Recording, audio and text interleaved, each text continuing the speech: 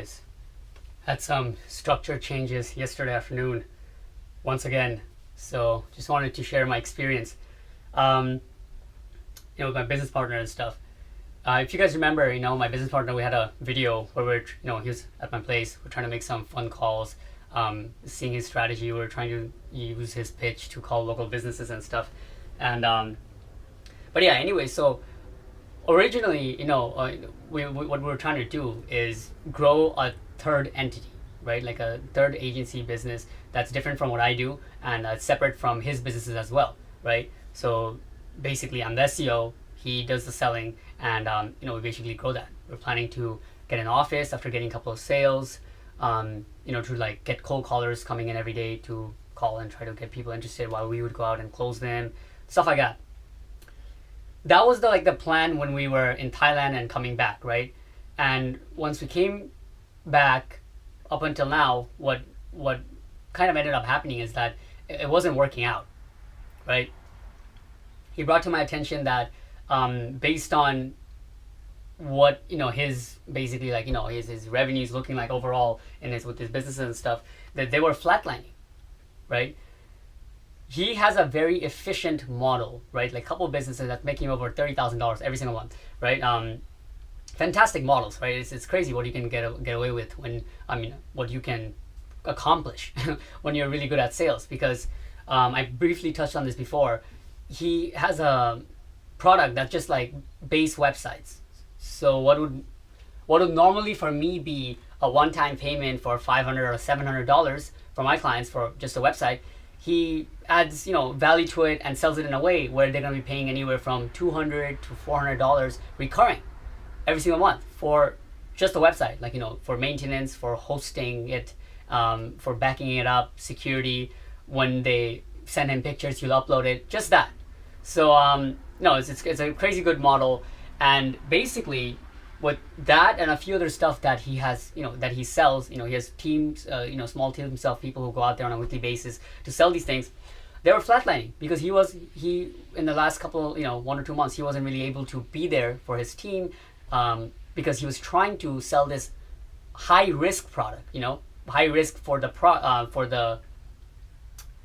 for the clients, right? Which is SEO. It's a much higher risk than just getting a website, because that's something you can see and you can have right then and there, where SEO is, as we know, takes months to fulfill on it. So from his side, it was starting to not make sense, right? Especially when he has formulas or businesses that is already working out and he knows exactly how to scale them up, right? And one of his goals is to get to $50,000 a month this year. So salute to that. It's a shit ton of money. And from my side, it's not really making sense either, because originally we were thinking of doing just I do the SEO, he does the sales. But since the sales wasn't coming in, I was thinking okay, all right, let me help with the sales as well, generate the leads, make some calls with it. But if I was to push that way very hard, it wouldn't make sense for me, because why would I do sell the client, fulfill it, and then still split? That doesn't make sense for me, right? It only makes sense if I was doing only SEO, and then I could be in the depths of SEO and grow a large PBN network, so slowly with 2018 standards, making sure that whenever he does bring in sales, I'm able to crush it and fulfill at a very high level, and do it continuously, because that's all I'm doing. But since I would be on the sales side, that wasn't panning out either. So what we decided to do is dissolve that company. Dissolve that company and go into more of a partnership model. Now, before I get into the partnership, what a cool point this whole thing reminds me of is a video that you guys should check out. I think the guy's name is Stuart. I think he rebranded his YouTube channel. I think it's called Marketing Cheat Guides, right? This guy has really good videos on overall structure and SEO. And one of the videos, I think it was like about a month ago, he put up, which is so solid. It was basically about, he had this chart which shows the types of businesses you can be on, right?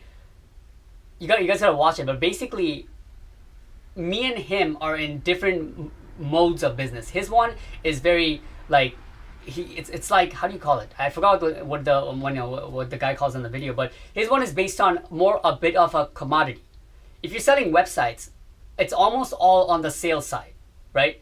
I mean, everything is almost all the sales side, but when you're selling just websites and products like that, you're more of a commodity. You get out to more people, you have more volume of people calling, and you're just there. You have a personal touch, whatever it is, and you sell that. SEO, even though it is a lot of that, eventually what we want to get to is a point where we are looked at as a specialty, or we want to be able to show that right from the back, right? Is that we're not a commodity. We are able to do something that most people can't. Websites, at this time and age, it is kind of like a commodity, unless you're selling websites that's like, I don't know, people jumping out of the screens and shit, and all those, crazy websites we see, it's like thousands of dollars. If you only do that, maybe, you're in the specialty business. But normally, more or less, most websites are, generally the same, well built, as long as they are done by a decent company. They're more or less the same, right? But so check that out. Anyways, having that said, that's how we know we're in like different kind of directions in that way. What we came to an agreement for, which is the best thing that finally I feel like, this is spot on, is just operating agreements. No other site company, he goes on to scale his companies as he has been doing for the last 10 years. And anytime one of those guys, the clients he has, wants to get into marketing, now they want to rank in maps, do organic SEO, content marketing, whatever it is, things that I do, he can possibly bring it to me. I would give him a general audit, like, all right, okay, this is what we're gonna do. This is like the price that we should be quoting them. That way I can have a margin myself and you can have a markup for yourself. Boom. Win-win for both situations.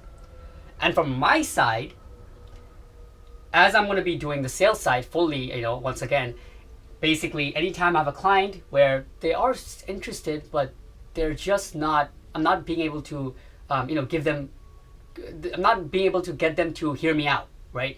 They're not giving me that kind of interest or something like that, but they're interested, I would call him up.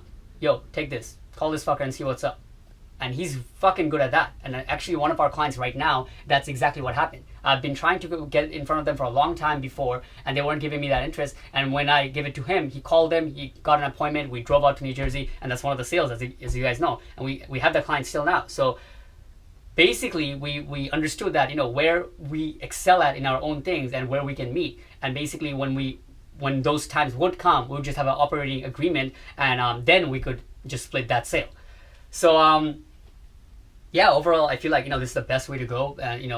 For both of our sides, kind of feels like a bummer because we have to dissolve a company that we just opened not too long ago. But hey, that's just reality, right? Anyways, so that's what's up, and I guess for me, what it means really is that tomorrow morning, I gotta call Optimum and make sure like the poles, the electric poles and everything in Euroshell is good and solid and structured out. Make sure they're not gonna fall and stuff. All the electrical wires and everything is like good and done.